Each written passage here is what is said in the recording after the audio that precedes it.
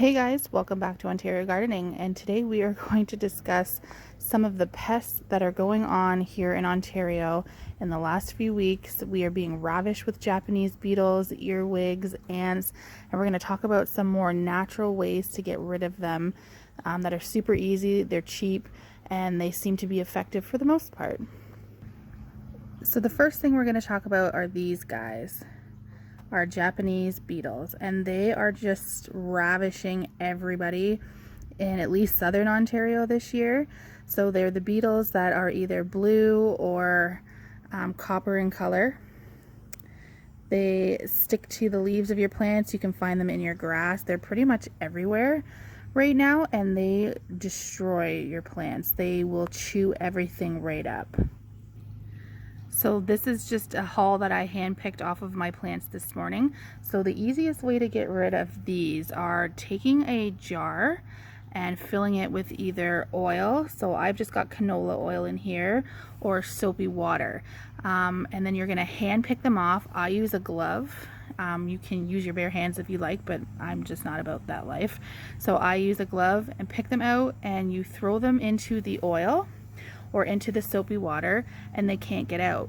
You cannot just use regular water because these little guys can swim and they'll just sit there and float in the water. So the oil seems to really work. They drop in immediately and pretty much die within seconds. The soapy water also apparently works very well. I haven't tried the soapy water, but I can guarantee you that the oil works. You don't even have to put a lid on. They can't fly back out, but these guys can fly. So that's one thing you do need to know about them. They take off very quickly, so you have to be super quick in hand plucking them. Or another good method is to just actually put the jar underneath, like you would come in, put the jar underneath the leaf and just quickly whack them in. That seems to work pretty easy as well. So that's that for the Japanese beetles. There are other methods to the madness. People are controversial about using Japanese beetle traps because you put them in your yard and you're essentially inviting them in, and people talk about how this invites them from your neighbor's yard into your yard. There's much debate about it. It's a personal preference. You can get them at Canadian Tire for like $14.99 or Walmart for $12, and essentially it's a bag. It almost looks like an IV bag, if you know what an IV, or a feeding bag, if you know what that looks like, with a little nozzle at the top. And yeah, they fly in and they can't get back out, and it can attract hundreds of them. But again, you're kind of inviting them to your yard, so it's a personal preference whether you want to use those or not. The other option is for pretty much everything, and this goes for the cucumber beetles, this goes for Japanese beetles, ants, is something called diatomaceous earth. Now basically what it is it's a powder, and you want to use gloves when you're using this, and you sprinkle it all over your plants. I have it all over my plants right now, all throughout the garden, if you can see that. So I've got it going on. It looks like flour, and that basically what it does, it's supposed to, anything hard shelled, it deters them from coming onto your plants. See, here it is. Now the one thing is very messy. It's messy, it gets all over the place. And the other thing to note about that is, another downfall of that is the fact that it can deter other good things like bees and ladybugs. So it's kind of a last ditch effort if, you know, everything else has failed and you've been infested. But a lot of people swear by it. So it has to be food grade is the other thing. You can't just, there is just regular diatomaceous earth. It has to be food grade in order to obviously go on your food. You don't want to be putting poison on your plants. You want to do everything the best way that you can for your garden. So make sure that it's food grade. This bucket at Canadian Tire was $39.99, but it's gone pretty far. We've put a few applications on so far, and it seems to be doing okay. But yes, something to note that it could deter some of the things that you actually want in your garden. So be cautious of that when using diatomaceous earth. So moving on from these Japanese beetles, another thing that seems to be ravishing Ontario right now is earwigs. And that is a pretty simple solution. They're everywhere though. They're like in people's houses. They're taking over people's patio furniture. It's quite gross this year. I know we had them all along our pool line. So I I set up a trap. This was about a day ago. I'm not sure if you can see in here really what, but it's full of earwigs. And all it is any type of kitchen oil and soy sauce. So you put equal parts in. So I have to make a new trap today. I just use this little Rubbermaid container, and you put 1 part soy sauce and 1 part oil. It can be, I use canola oil because that's just what I have on hand. You can use olive oil, vegetable oil, sunflower oil, whatever oil you have. The soy sauce, the smell of it attracts them, and then once they get into the dish, they can't get out because the oil traps them in. So you use a shallow dish. I use disposable ones because I'm going to keep reusing this, but I don't want to use like an actual dish for my kitchen because that's disgusting. So I just use one of these. You could use anything you want. If you want to use a dish, that's fine. Another good trick is to actually dig a little bit and put it into the soil and let them fall into the soil. So like in line with your soil, it just makes it easier for them to get in. So that's a really good trick for earwigs. Another thing you can try is the diatomaceous earth, but again, if you want to do it more natural, try this first.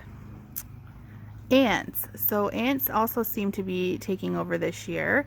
And the one thing that you want to note about ants is that they can actually carry aphids up your plants, and those are little bugs that will destroy everything in its path. It eats the leaves, it will eat flowers, it eats vegetables, they eat everything. And ants carry their eggs up the stems of plants. So you want to really battle ants if possible with the diatomaceous earth. You can do peppermint oil around door frames, cayenne pepper and cinnamon, sprinkle that along your soil. That seems to help. So those are some natural remedies to get rid of the ants if possible. So cucumber beetles. Cucumber beetles are those little yellow beetles, sometimes with either stripes or polka dots on their back, and they will destroy all of your squash plants. Cucumbers, cucamelons, zucchinis, same thing, super annoying, but there is a pretty easy way. Not a lot is proven to get rid of cucumber beetles. You mostly have to trap them instead of treating them. So one way that I have seen, I have not tried, but apparently works, is you take a solo cup. If you have yellow ones, they prefer yellow ones because that attracts them, but all in my house that I have is red. And you take a fly ribbon. I'm just showing you a fly ribbon that I already have hanging. You take your fly ribbon, you can get these at the dollar store or Canadian Tire. And you would take this sticky part, and essentially you are wrapping the sticky part around this cup, and you're just placing it in the garden, and you're letting the fly ribbon attract them all, and they'll stick to the fly ribbon. So yeah, so you're taking this cup again and you're just wrapping her up and throwing her in their garden, and apparently that works. So you can try that. I haven't really seen any other effective ways to really get rid of cucumber beetles. Apparently those are super pesky. Luckily, I've only seen 1 or 2 in our garden this year so far, so fingers crossed those don't take over, because otherwise we're gonna have an issue. The last little pest we'll quickly talk about are slugs. And slugs are the same thing. They're gross and they eat up all your stuff, and they're actually pretty easy to combat with beer traps. So very similar to the soy sauce and the canola oil inside of a pan, you throw beer down into a pan, you put her down, and the slugs will get in there, and the minute they hit the beer, they essentially die or start to burn. Another quick issue or a quick fix would be throwing down some Epsom salt. So mix 1 tablespoon of Epsom salt into 2 liters of water and spray those all over your plants. And it's the same situation. Obviously, slugs and snails do not tolerate salt well, and they will pretty much just burn right up. Now let's talk about disease in your plant. Again, I've done everything with diatomaceous earth. That's why everything looks like it's diseased, but it's not really. Also, sorry, mind the water feature here. It's making a lot of noise. So blossom end rot is found on tomatoes. And basically what would happen is at the end of your fruit, you would have a black spot or a brown spot, sometimes even like half of the fruit. That's blossom end rot. So It's not super hard to combat blossom end rot. There's usually two reasons why you would be having that. Either your plant is deficient in calcium or too much water. So that could be overwatering, it could be too much rain that we got. But the first thing you're going to want to do is take the infected fruit off of the plant so that you don't infect any of the other fruit. And then the second thing you're going to want to do is treat it. So you can buy calcium, you could throw down some lime, some garden lime into your soil, work that in and water it. Or you can actually crush Tums or eggshells is apparently effective. Put that onto your soil and work it in and let it go, and that should help. If you're overwatering, then of course you're going to want to try and take that back a bit. Or if you're having a really, really rainy season or a week of rain, maybe just throw a tarp or a sheet over top and just try and prevent some of that rain from getting down into the soil, because tomatoes don't really love a lot of water.